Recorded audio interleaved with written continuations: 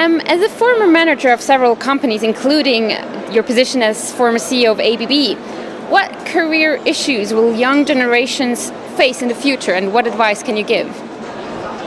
I think the one obvious aspect that has changed the world and is still changing the world is globalization. I know it's a term that has been used for years now, but fact of the matter is it's a reality in today's world, and that's something young people have to clearly keep in the mind.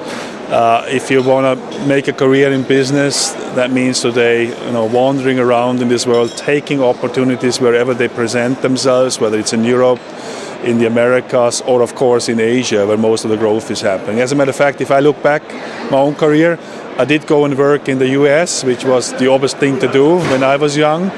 If I was a young person today, I probably would choose a destination in Asia. That's very clear advice. One of our essay competition winners, Mr. Seravinatra, suggested in his essay that youth unemployment, a big challenge in several countries, can be reduced by young founders or entrepreneurship, so to say. But for this, they need capital from elder ones. As an investor in a private equity firm, what is your opinion about supporting young entrepreneurs who need capital to enable their targets? I think the truth of the matter is that it's correct that economies that have a lot of small companies or medium-sized companies are more effective, and they also have much lower unemployment rates, especially also unemployment rates amongst young people, than economies that by and large depend on the success of large companies only. So in that context, I would fully and wholeheartedly support the statement that there should be enough venture capital, support capital for young people to start their own companies.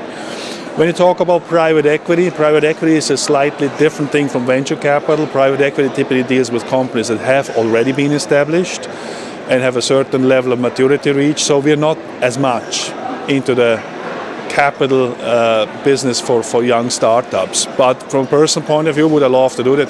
Yes, of course. It's always one of the most exciting things. As a matter of fact, I happen to be on the board of two companies, both Swiss companies. One is Stadler Rail, and the other one is VZ Holding, which have been built up by founders in the course of the last 20 years, two extreme success stories, and it's just wonderful to be part of that.